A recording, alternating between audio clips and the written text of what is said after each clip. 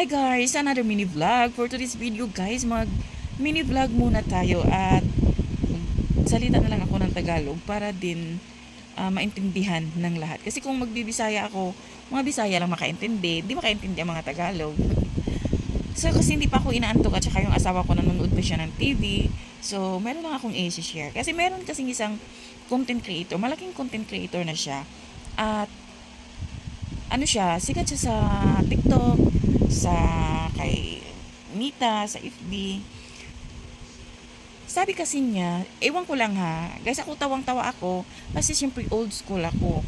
Matanda na ako, 56 na ako. So, di ko lang alam sa mga baguhan, sa mga millennial, o di ba sa mga line of 30, ganyan. Kasi sabi nga niya, ang hilig-hilig daw ng asawa niyang afam na tinitira siya sa puwet. At gustong-gusto naman niya. Ako, tawang-tawa ako kasi parang hindi ko gets bakit pa sasabihin within, social media. Pero kasi, prangka siya parang kumbaga, personalidad niya na yun. So, di natin yan pwedeng i-question kung bakit siya nagsasalita ng mga ganyang, mga green, yung mga, hindi naman siya green jokes. Kasi totoo talaga yung sinasabi niya. Kasi daw, sabi nung asawa niya is mas masarap daw yung sa puwit kasi masikip.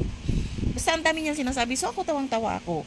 Kayo ba guys, sa mga may sa mga may asawang afam na mga bata pa, hindi ibig sabihin na bata na mga 18, 19, 20, hindi yung ibig sabihin na sa 30s na o kaya mga ganyan or kaya mga 25 onwards.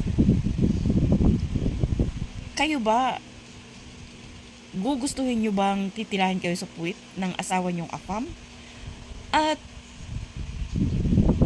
hindi ko siya talaga gets. Pero kasi sabi niya iba daw. At marami din naman nag-comments na wala daw respeto, kisyo ganyan. Ang lalaki daw kapag gumawa ng mga ganyang bagay, walang respeto sa kanilang asawa. Pero marami din naman doon ang nag-comments na normal lang siya. At kisa naman daw maghanap pa yung afam niya ng ibang babae kasi ayaw niya magpatira sa puwet. parang ang laswang pakinggan, pero kasi marami daw talagang gumagawa ng ganyan. So, sa inyo ba? Kaya nyo ba?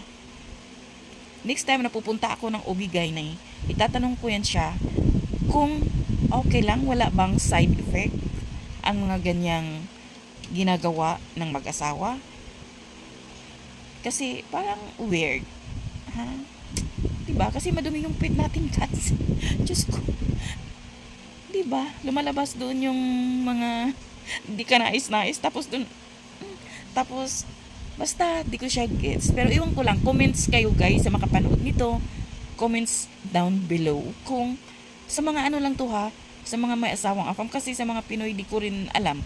So, kung kayo, mga asawa niyo Pinoy, ginagawa din ba ito sa mga asawa nila? Comments down below. So, yun lang guys. Thank you for watching. Bye!